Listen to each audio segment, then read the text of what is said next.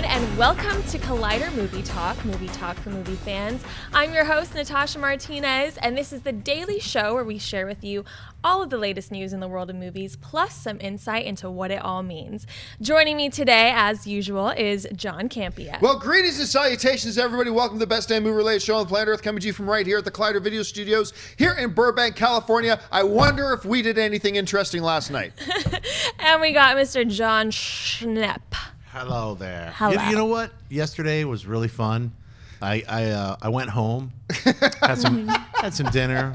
My lovely lady Holly. We watched a Black Mass, and then I kept looking on Twitter, and I was like, "There are my friends at this Star Wars premiere having the time of their life," and I was so happy for them. I can't. You know what? Sometimes to live vicariously through your pals is just as much fun.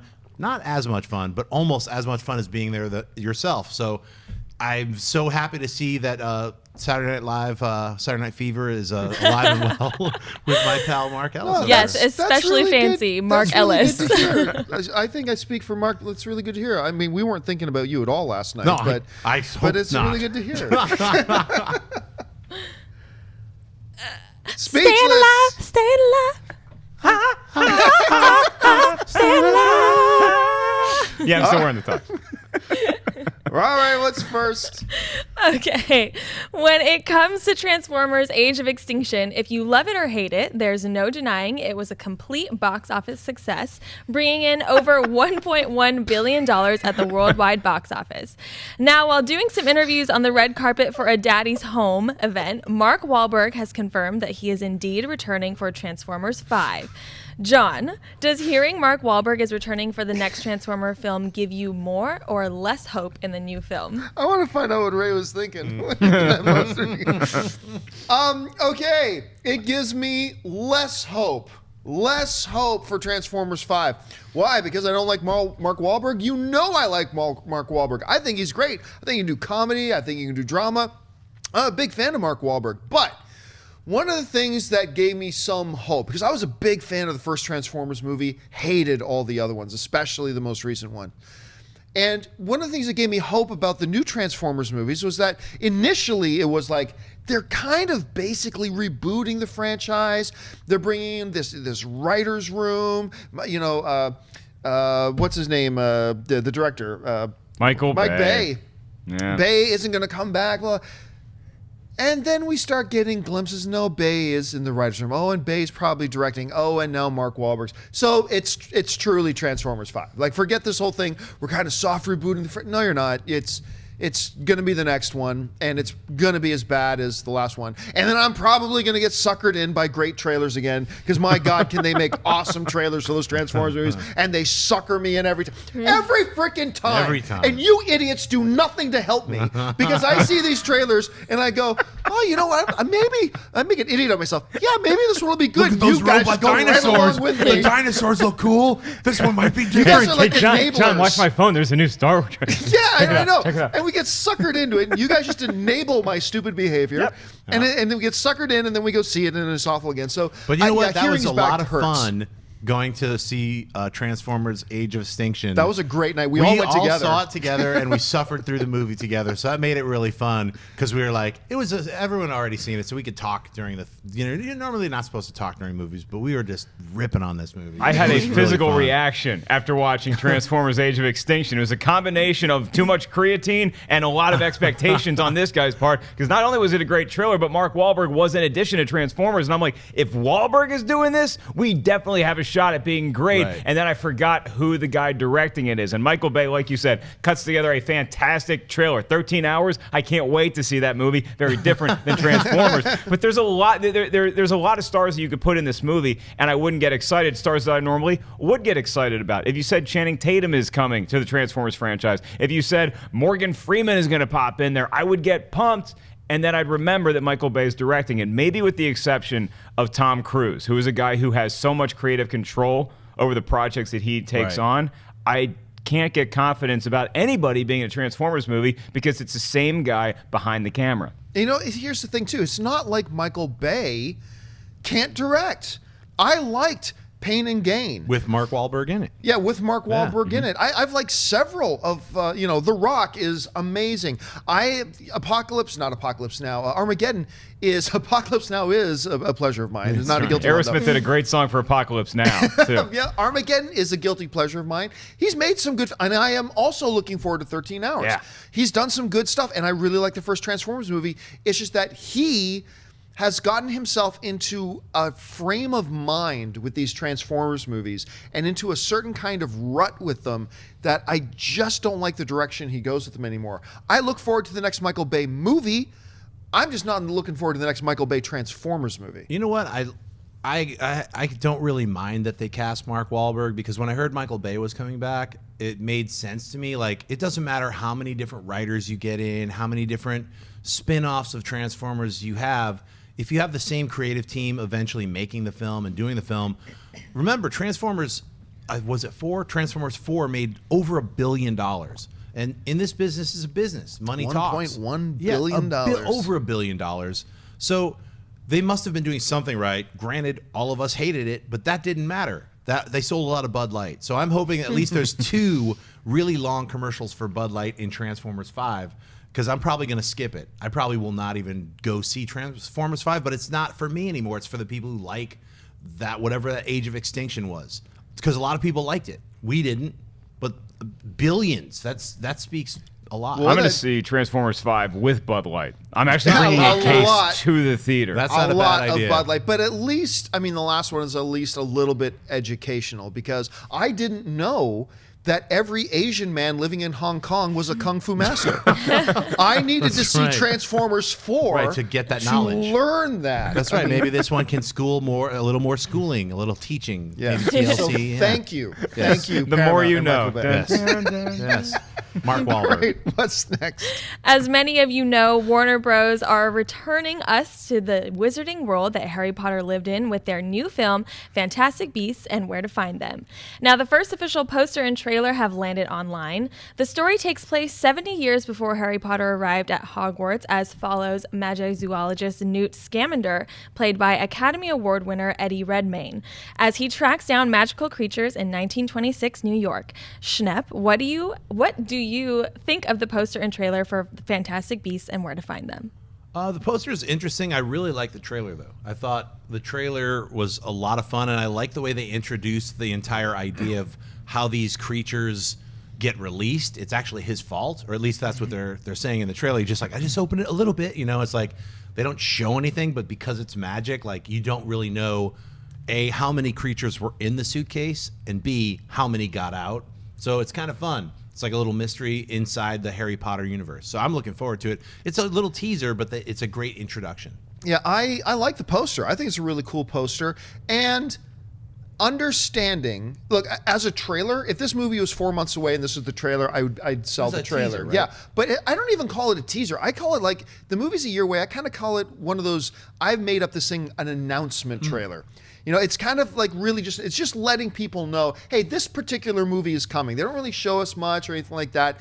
And being almost a full year out from that when that movie comes, I thought as an announcement trailer, I thought it was quite effective. So I think anybody's out there that are like Harry Potter movie fans, they didn't know these new movies are coming, maybe they get excited about it because of this. Like I said, I like the direction of the poster. I like the art on the poster very much.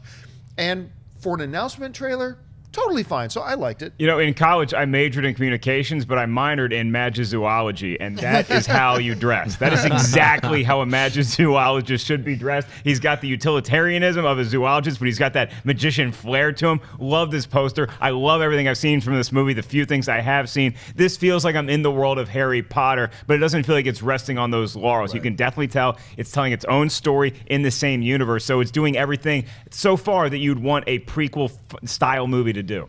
All right, what's next? Sinister director Scott Derrickson is currently hard at work on the upcoming Marvel film Doctor Strange, set to hit theaters on November 4th. It's now been revealed that Derrickson is re-teaming with his Sinister co-writer, C. Robert Cargill, to work on the script. As a matter of fact, Cargill recently tweeted that he's actually been working on the script for almost a year. Mark, what do you think of Derrickson and Cargill working together again for Doctor Strange? I think it's great that you can work on a script for a movie like this for a year and nobody nobody knows about it. It's just nice to have that freedom where you don't feel like the lamp is right on top of you. And this Cargill guy, as Schnepp brought up in our pre-show meeting, he comes from a world that we're very familiar with. And when I saw Sinister, I was like, I like the dudes like this get a chance. And talking about Doctor Strange being directed by Derrickson, it makes a lot of sense for this guy to be helping him out with the script, because I think they're really going after a horror-style tone. It's not going to be a horror movie, but there's going to be elements of that in this, some macabre kind of stuff going on from the images that we saw when we were at D23. So I think it's a good move. Yeah, I got to say, I like this very much because I like Sinister. Now, the final 15, 20 minutes, the second half of the third act, totally falls apart. That movie just falls apart. But I was really into the movie up until that point. It was really well put together. They created the atmosphere really well. Doctor Strange, I think people are underestimating how much that movie is going to rely on atmosphere. You have to nail the atmosphere. You have the cool characters, you have the great effects, you got to nail the atmosphere to give it the feel of Doctor Strange. And I thought these two guys together in Sinister did a bang-up job with that. So seeing them working together makes me happy, so I'm looking forward to it. Yeah, I'm definitely looking forward to it. He's actually, his Twitter handle is what he used to call himself on Ain't It Cool. It's Massa Worm, I think it is. But when I saw Sinister, I really liked the first hour, and then I didn't like the kind of the boogeyman reveal and stuff, and I like the little pointy kids and stuff. You don't like the Crow's brother who no, failed out of college? So with that, I'm going to dress as Pointy Kid this Halloween. Yeah. Ooh, I'm a ghost. But, I think that these guys are, when I thought more about it, I think they are kind of the perfect team to have them on. Like, definitely Cargill he's a sweaty, he's a nerd, so I'm really happy that he's on this. And he's going to bring the atmosphere as well as that comic book side that's necessary for Doctor Strange. Like, even looking at that image that is up there, that's a Steve Ditko drawing, and it has that weird, mysterious energy to it. So everything I hear about what they're doing with this movie, it's going to be a departure from what a normal Marvel movie is, just like, say, Guardians was a departure. Now it's a cosmic thing. This is going to be like a weird supernatural thing. And here's the thing. He's not the only cook at this barbecue. Right. Okay? Yes, It's totally. not like because whereas something like Sinister, maybe that was all him and he just couldn't get the ending he wanted to. Here, there's a lot of people that are going to be helping him out with the project, making sure it's being guided in the right direction. Speaking of direction, Scott Derrickson, what he did atmospherically with Sinister, all those sound effects, just like even like the little ice cubes in the scotch, or the way that projector fell, and it built up such a creepy mood. I can't wait to see what he does with Doctor Strange. It reminds me a lot of the situation with James Gunn with Guardians of the Galaxy. We told the story before, but when we had Kevin Feige in, the head of Marvel Studios, James Gunn had never done anything big budget. Right. Everything he had ever done was very, very low budget. And we asked Kevin Feige, I said, was that a concern to you in getting a guy like James Gunn to come and direct Guardians of the Galaxy? And he was just like, no, man, it's just a guy who knows how to tell a good story is somebody who knows how to tell a good story, period. And so when you look at a guy like Derrickson, who's coming off of Sinister, which is like, I think, a $5 million movie budget-wise, super small budget. You don't have this huge, like you were pointing out, you don't have this massive team around it. To jumping into something that's probably going to be about a $115 million budget movie, but it comes down to, can you tell stories well? Don't worry about the rest of the stuff. And like you were just pointing out, he's a guy who can tell that story and tell in such a way that it really draws you in. All right, folks. Well, we thought we would take a few minutes here to talk about a little something that went on last night. Last night was the world premiere of Star Wars The Force Awakens here in Hollywood, California. And as you know, myself, Mark, Christian, and Tiffany Smith, we all got invited to go and attend the world premiere. There's a shot of us there last night on the red carpet in front of the honor guard. And of course, there's Phasma there. It was such an incredible night. It was just an amazing evening. It is the largest world premiere. I've been to a lot of world premieres. This was by far the largest one I had ever been to. It was simultaneously happening in 3 theaters right there in the center of Hollywood that are all right beside each other. The Dolby, which is where they hold the Oscars. The Chinese, which is where the original Star Wars debuted in 1977, I believe is when it had its debut. And the El Capitan, which is right beside it, which is a theater owned by Disney, and they do a lot of their premieres there. So it was spread over all 3. They tented off like half a mile of Hollywood Boulevard. It was all tented off and had all Star Wars stuff, the red carpet. It was just and characters walking around in costume. I bumped into Rainn Wilson last night dressed as a full-blown Jedi, which was a lot of fun. It was just for us. Now, you heard us talk about on Jedi Council a few weeks ago about what it meant to us knowing that we were about to go to the premiere. And I got to tell you, it was everything we had hoped it would be. And I'm going to let Mark share some of his thoughts too, but we want to show you a couple of pictures that we were able to snap, just some personal stuff. So you already saw the one of all of us there. Hey, there's a guy we all bumped into last night. Somebody you might be familiar with, Mark, with a decidedly, one of these guys looks happy to be taking their picture with the other. He's smiling. That is a George Lucas smile. That is a ear-to-ear grin. That is definitely a George Lucas smile. So there was, let's go on to the next one. Of course, for those of you who don't recognize that guy there with Christian, that's not the man. That's the man. That is Bob Iger, High Lord and King of everything in entertainment today. He's the head chairman over at, he's the big boss at Disney. Of course, in charge of everything that Disney does. That includes Marvel, Star Wars, Pixar, you name it. He's the man. So getting to bump into him last night was a total hoot. Okay, let's go to the next one. And of course, hopefully you guys recognize Andy Serkis, Gollum. He's Caesar. He was one of the directors on the Hobbit movies as well. One of the second unit directors, I should say. He's directing his own Jungle Book movie, and he is Supreme Leader Snoke in this movie. So bumping into him was great. Let's see. I think this is the big one in the next one. Oh, there's another guy. We ran into Luke Skywalker himself. Mark Hamill, after he caught Mark trying to pick something out of his pocket, I think. I'm not real sure about that. Now, unfortunately, we couldn't bring our cameras, we couldn't bring our phones even into the theater. You had to check your phone, so we couldn't take any pictures of how, just how gorgeous and beautiful.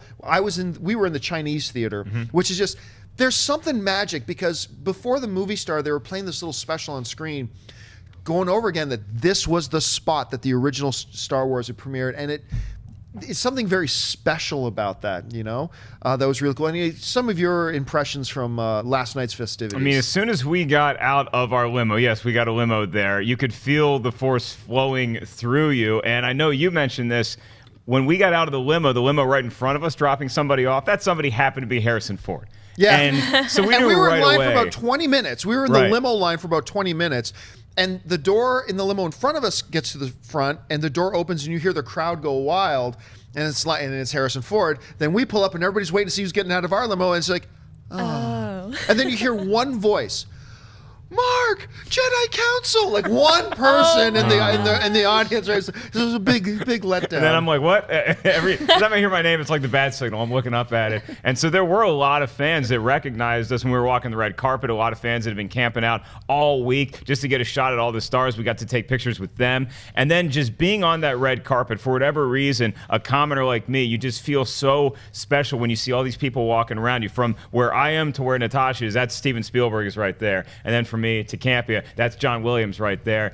And I don't like to bother people. I'm a very shy person, if you can believe that. And I just had the right moment where Mark Hamill's right here and George Lucas is right here. And I'm like, I'm never going to get this chance again. And those are the two people, most of all in the entire universe, that I want to get a picture with and just tell them thanks for everything they've done. The kicker to the whole thing was I tapped Mark Hamill on the shoulder and asked to get a picture with him. And before I can get my next line out, he recognizes me. Yep. And I was like, what the hell do I do now? I took the picture, and then he just said, he liked what I did. And I was like, all right, I'm just going to go die now. That's all I need to do. It was cool because we ran into, you had met him before. I had not met your friend Nathan Hamill. Sure. Mark Hamill's son. Yep. And when I got introduced to him yesterday, I started to say my name. He goes, no, I know. I watch your show every day. Yeah. Which is like, really? And then this was the kicker. If you like Anne's highlight of Anne's night. Anne's favorite movies of all time, Big. Then Mean Girls is in the top 3. And one of the other movies in her top 3 is Clueless. That's like one of her top 3 all-time movies. And it's kind of funny because like a show I used to love and watch all the time was Scrubs. So anyway, one of the stars from Clueless and Scrubs, Donald Faison, I'm coming out of the bathroom, and this guy comes walking up to me. It's like, dude, big fan of Jedi Council, big fan of Jedi Council. I'm like, hey, cool. And then he's walking away. I'm like, I think that was Donald Faison. That was so weird. But then, Spike Lee stepped on Anne's foot accidentally, and then he looked up so smooth. He goes, he was really nice about it. He realized he stepped on Anne's foot and looked, oh, I'm sorry, baby. And Anne turns and he goes, Spike Lee called me baby. I'm like, yes, he did. And it's weird. We're standing in line. This was the surreal part for me, because there were 2 check-ins. There was the regular check-in, and then there was the limo check-in area. And we're standing in the limo check-in area, and rubbing against my shoulder here is Frank Oz. And then behind me, kind of getting pushed, because everybody behind him is pushing too, is Jason Bateman, and obviously Spike Lee, and then Harrison Ford, who had just come in right before Lupita Nyong'o's over here. And it was just really weird seeing these big Hollywood stars standing in line waiting to try to get their tickets so they can get into this thing. That's how big Star Wars is. Yeah, fun fact about Donald Faison, he actually lives in the same loft as Judd Hirsch and Steve Martin, where they just do not age. Dude looks the exact same He does! as he did when he was in Clueless. And, you know, John, I don't know about you, but for me, I think one of my favorite parts of the evening, after I got pictures and walked the red carpet and got to meet my heroes, it was everything else was going to be gravy. Once we got into the Chinese theater and we took our seats, we still probably had a good hour sitting there before the movie actually started. They had some stuff going on the big screen. They had the feed from StarWars.com. Then at the Dolby, where JJ and Kathleen Kennedy came on stage and were making some presentations, they showed that live to us as well. But just sitting there and feeling the anticipation is something that I want to express to you guys, that we've seen the movie now. You guys have not seen the movie yet, and don't just skip over these next couple days. Enjoy the anticipation. Enjoy the build-up. Yes. It is one of the best parts about anything in life, is getting excited about something, because regardless of how you feel about whatever you experience afterwards, you're just going to want more, and you're going to want to get that feeling back, and you can't. So for the next few days, just enjoy getting excited, getting hyped. You're going to lose your mind. Have fun with it. Now, I mentioned this on Movie Talk yesterday. About a week ago, we announced that we were going to put up our first non-spoiler review of Star Wars The Force Awakens last night after we got back here from the premiere.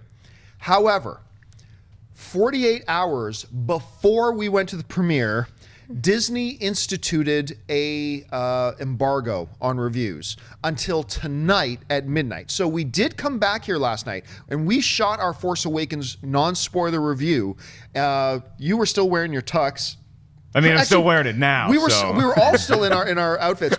So that review, that non-spoiler Star Wars The Force Awakens review, will go online tonight at midnight, or 12:01 to be specific, is when that will go online. So keep your eyes open for that. So now, we cannot review the film, but they did not stop anybody from giving like social media little impressions of the film. So all I'm going to do right now regarding Star Wars The Force Awakens is simply this until you see our non-spoiler review tonight. Our spoiler review is coming Friday, so keep your eye open for that too. So my impressions, my thoughts on Star Wars The Force Awakens are, I say nothing else. Yeah. You know, John, I can't say say nothing anything about how much I like Star Wars The Force Awakens.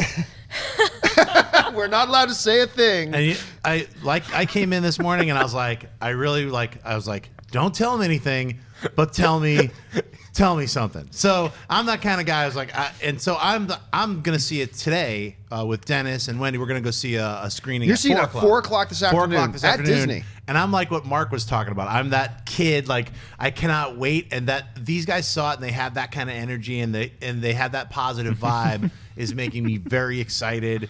I keep telling myself to stop asking them questions about it, and it's really hard. Wendy's going to kill me, so I'm not going to ask any. Or try not to enable you. Yeah, so I'm going to. You're like Campea watching a Michael Bay trailer. Yeah. It's like you can't help yourself. Yeah, so I've only got a few more hours left, and I, of course, will not reveal any spoilers myself, but I'm very excited, and I was very happy to hear everything that I have heard so far. It just makes me incredibly excited about this film. So, Well, speaking of Star Wars The Force Awakens, it is Tuesday, which means it's time for us to talk about what's opening this week, brought to you by our friends at AMC Theatres. And wouldn't you know it, there's a little film called Star Wars The Force Awakens coming out. Natasha, why don't you tell us a bit about it? Star Wars has returned. 30 years following the events of Return of the Jedi, the remnants of the old galactic empire continue to grow as the evil First Order, under the leadership of the mysterious Supreme Leader Snoke and his apprentice Kylo Ren. A young girl named Rey and a former stormtrooper named Finn and the legendary Han Solo embark on a mission that could lead to peace in the galaxy once again. John, should people be looking forward to Star Wars The Force Awakens? Yes. Mark? Yes. We can't. It's this is one of those strange opening this week that we are foreboding. We can't say much. I mean, I don't know what else to say Hey, other than I haven't seen it. I could talk all I want. Yeah, you guys, talk about it. Looking forward to seeing this movie. I can't wait to see it. You're I seeing hope you it have in your 5 tickets. hours. Seeing it in 5 hours. A lot of other people got their tickets, so you're going to be seeing it Thursday night. We're seeing it. All of us are seeing it again Thursday night at the AMC 16 Prime. I think 11 o'clock. So we'll see a bunch of you sweaties there. I can't wait to. I can't wait to see it 3 times. I'm already that excited that I'm seeing it today. I'm going to see it Thursday with everybody else, and then eventually I'm going to see it I don't know how many times. I hope it's. I don't know. I can't even say anything, really, other than going to see it. I'm very excited about it. Nathan Hamill's awesome. You should check out some of his artwork online. It's Mark Hamill's kid. He's an awesome artist. That's all I got to awesome. say. I'm going to be seeing it 10 minutes before you guys. I'm going to be in Tempe, Arizona, seeing it at the Palm Avenue, I think, AMC, right after I get off stage at the Improv, and I can't wait to see it again. I'm so excited to go check out this movie multiple times because I am a huge Star Wars fan, and before I saw it, this is the movie that was not my most anticipated of the year, but it was my most dreamt about movie since 1983 when I was just a tiny little Ewok, and then you grow up and you don't even know that they could get the original cast back or what they were going to add to the movie. It takes place 30 years after Return of the Jedi. How can this all come together? And it did, and it's about to hit. The 3 years from 2012 to now flew by, and we're here. Enjoy this weekend, guys. So Thursday, we will talk about Alvin and the Chipmunks and Sisters. But for now, look forward to Star Wars: The Force Awakens. All right, folks, we reached that part of the show now for mailbag. This is how it works. We just get you guys. If you have a topic or a question you would like us to bring up and discuss on the show, you can just email us at collidervideo@gmail.com. Just send in your questions. Maybe you'll see a question pop up Monday through Friday in Movie Talk. Maybe you'll see it on our weekend mailbag shows on Saturdays and Sundays, or maybe you won't see it at all, depending on how many questions we get that week. But I'm also going to let you know, for those of you who are watching us live, and there's 7,000 of you watching us live right now. So for those of you who are watching us live, we are going to save a couple of minutes at the end of the show to take your live questions. How do you get a live question on? Simple. Make sure you're following us on Twitter at Collider Video and just tweet in a question to us. Start sending in your questions now on Twitter, and Natasha will be our gatekeeper and pick out some Twitter questions near the end of the show. But for now, let's get to our mailbag questions. So Natasha, what do we got? G. Colby Porter writes, "Hey guys, the Critics' Choice Awards nominees came out. What do you think of the nominees?" It's an interesting list of nominees. For instance, the Critics' Choice Awards to me are the second most important awards of the season. They're far more relevant and more important than the Golden Globes and a lot of the other things. I really like the Critics' Choice Awards. So here are the ones. They've got, I think, 10. 1, 2, 3, 4, 5, 6, 7, 8, 9. Yeah, they got 10 nominees for Film of the Year. Here are their nominees for Film of the Year. 45 Years, Amy, Carol, The Look of Silence, Mad Max Fury Road, The Martian, The Revenant, Room, Spotlight, and Inside Out. So those are your 10 nominees for that. The one weird thing, we got the run-of-the-mill that we've seen in all the nominees and all the awards things for Best Actor, Tom Courtenay for 45 Years, Paul Dano for Love and Mercy, Leonardo DiCaprio for The Revenant, Michael Fassbender for Steve Jobs, Tom Hardy for Legend. Although not a lot of the groups have been giving Tom Hardy a nomination, but the critics organization is. But here's the weird one for me. The weird one for me, and I like everything they've got going on. It's pretty standard, pretty up to date with all the other awards groups. But for Director of the Year, there's no Tom McCarthy for Spotlight. I find that out. A couple of the other critic groups have already given him their award. But Tom McCarthy for Spotlight is not nominated. Ridley Scott for The Martian, absolutely. George Miller for Mad Max Fury Road, absolutely. Alejandro Inarritu for The Revenant, Todd Haynes for Carol, Andrew High for 45 Years. I am stunned that they don't have Tom McCarthy for Spotlight, because actually I'm giving him the Academy Award.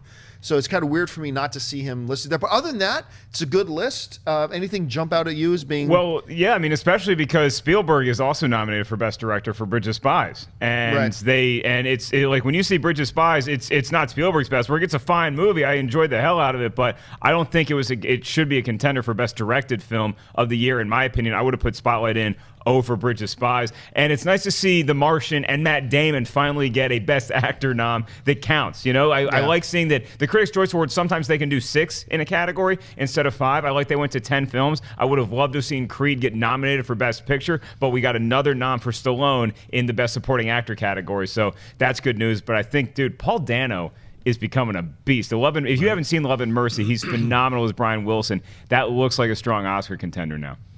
Yeah, you know, it's surprising that I just recently saw Johnny Depp and no nominations for Black Mass. I thought he did a great job. I mean, you know, it's like everyone gets so used to him as this cartoony, outlandish character.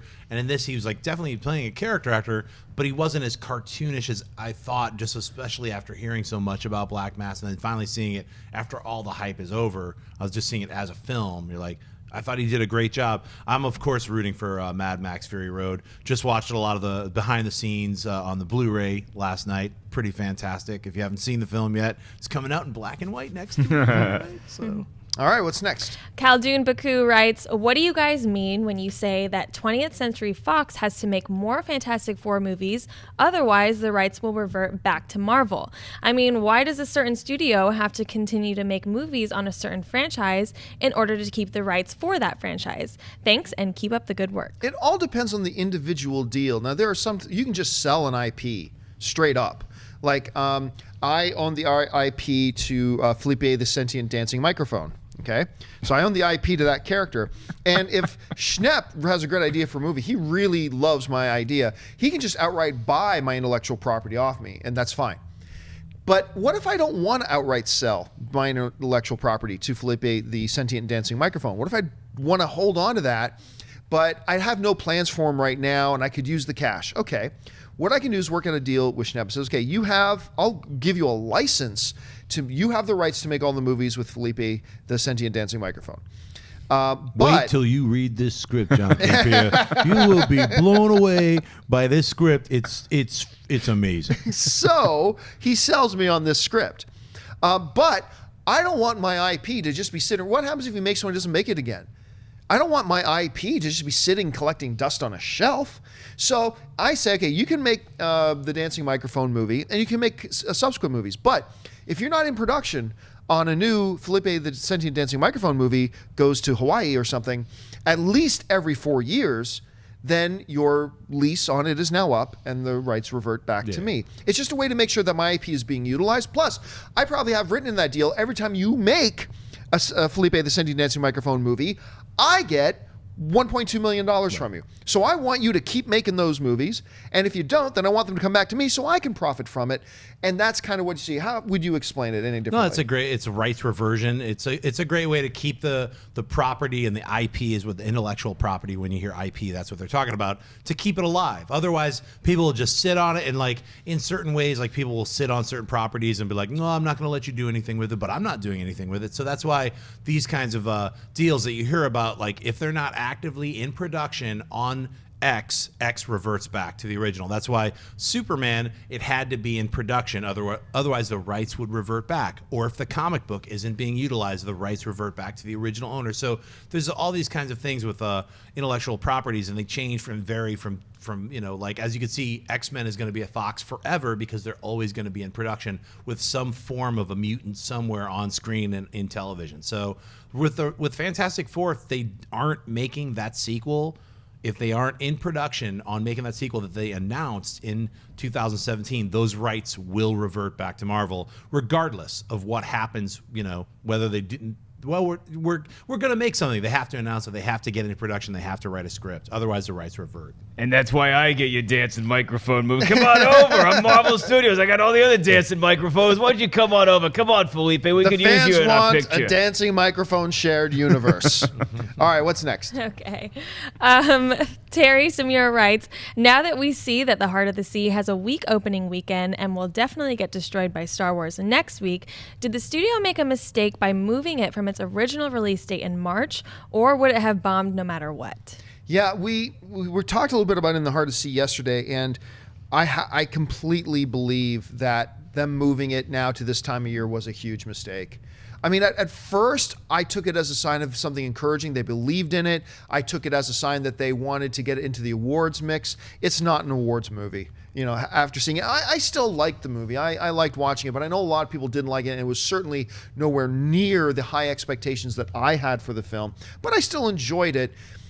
But that type of movie that you can just go, I still kind of enjoy, that's March. That's maybe even late February. You put that in. And you know what? There was a lot of good energy back then. Back in February, March, there was a lot of good energy for In the Heart of the Sea. Not a mountain of competition lining up against you, all that kind of stuff. And I think by promoting it, and then slamming the brakes on it, and then pushing it off almost a year, I think that did a lot of harm to it. I think you're absolutely right. Ask the question. They should have left this movie and released it when they originally planned. Mark, what do you think? Look out, Schnepp. We're doing a sports reference. Are you ready? In football terms, they took points off the board. They thought they had a field goal for sure, but they wanted to go for the touchdown. They ended up getting nothing out of it because this totally should have come out in March. It would have made a lot of money in March, I think. Might not have recouped his budget because this was an expensive film to make. I don't think it would have made that big of a dent in the box office, but you got to think in March it would have done 25 million opening weekend at least. Now it did 11 million opening weekend, and it's got to go up against the Chipmunks this weekend. I just feel bad because I didn't hate the movie. I actually enjoyed watching the movie. It wasn't an Oscar contender, but it's a fun movie to watch, and it deserved an audience that now it's not going to get until maybe it comes out on Blu-ray. Yeah, I agree. I mean, we talked about it yesterday. There was a big mistake to move it because they had already provided trailers for it. All the hype was there. The posters were up. We were talking about it. We were excited to see it, and then it just disappeared. The only two films I could think of recently, I was like, oh, I remember they did that to G.I. Joe Retaliation, and they did it to Jupiter Ascending. So two movies that, were pushed back like by 6 to 8 months, and they didn't really do anything. We heard all these rumors about them reshooting stuff and doing that. Wasn't like this movie In the Heart of the Sea had those kind of problems, like they were reshooting stuff. But when you do that, when you announce a movie and you set it up and you put those trailers out and you put those posters out and everyone's thinking about it, oh, I'm going to see that next month, and then it doesn't come out. When it comes out like 8 months later like this, your mind's not even, it came out, I'm not even thinking about it. Yeah, because it really is like it feels like it came out 6 months ago. So I think that's a big mistake that happens with some of those other films. But I'm not putting them in the same category. I haven't seen In the Heart of the Sea, and I'm looking forward to seeing it. But I feel it feels like that I've already seen it because of the way they promoted it like 8 months ago. All right, folks, where I said we'd save a little bit of time, take your live Twitter questions, and we're going to do that right now. Once again, here's how to get your question on. At least we'll try. Tweet to us at Collider Video, and make sure you suck up to Natasha. She's the one who will decide which questions get on. So, Natasha, what have you picked out? Zach Beckett writes, what was your favorite part about the premiere last night? Favorite part? Was it the short ribs? Oh, the food at the premiere was wonderful. My favorite part was standing and having a quick exchange with Harrison Ford. To me, that was probably, aside from watching the movie, obviously, but that might be, I don't know, man. There was a lot of really cool things. But I'll go the Harrison Ford one, I guess. Doing blow in the bathroom with BB-8 was just something I'll never forget. I'm taking the movie out of it because, again, we're not supposed to review the movie yet. So besides the actual movie experience, my favorite part about last night, besides spending time with all my boys and girls, was... as much as I loved meeting George Lucas, Mark Hamill to me has always been the greatest hero in the galaxy, and he's been an inspiration in my entire life. So getting to meet him and thank him in person was pretty special. All right, what's next? All right, Johan Ingelholm says, would you want to see a Yoda anthology film? No, we talked about this actually on Jedi Council, and to me the answer is no. Look, if you were going to put it in front of me and give me the choice, I don't want to see an anthology film about any of the pre-existing Star Wars characters. It shrinks the universe. This is a big universe. We don't just have to stick with characters we've already had in the other movies. Let's explore this huge, vast universe and do more. Now, obviously, if they make a Yoda anthology movie, I will be there with bells on. I just would have preferred they done something else. You make the Han Solo movie, which they're doing, I will be there with bells on. I just would have preferred they'd done something else. If they make an Obi-Wan movie like the rumors are, then I will be there with bells on. I'll be totally excited. But I would have rather they done something else. So do I want a Yoda movie? No. Will I be excited and still go? Absolutely I will. The prospect of seeing a young Yoda, a young high school Yoda with his varsity jacket on just is so appealing to me. I don't want to see a movie just based on Yoda, but having said that, dude's 900, okay? So there's a lot of history there. So if we did a movie that takes place 3, 4, 5, 800 years before the events of the classic trilogy, we could see Yoda popping in there somewhere. I wouldn't make the movie totally about him, but him as kind of like what the Hulk is to the Avengers, where you pop in for a few scenes, you steal all of them, and then you get the hell out. I'd love to see that. Now, how old is the Knights of the Old Republic? How many years back is that? 3,000, 4,000? Okay, so I Yeah, guess we're looking Yoda at the wasn't- thousands, All right, yeah. So, but I would love to see a Yoda movie. I differ with what you're saying. Is I think because a lot of people haven't been reading the books and aren't like as drenched in the Star Wars mythology as you guys are. For myself, I love Star Wars, but I started reading the comics again. But I would love to see a Yoda film, an Obi-Wan film, a Boba Fett film, a Han Solo film before they start going into like the adventures of Yog Scrimbles. I'd be like, why am I seeing that? Like only the super Star Wars nerds would like know. Oh, Yog Scrimbles held the Sith book for 5 seconds in the weird book that you didn't read that was a spin-off of some other book. So myself, as more casual Star Wars but still loving it, I want to see a Yoda movie. I want to see when he was 300 years old, flipping around with a lightsaber. I want to see that. I would see a Ben Kenobi. I'd see a Han Solo.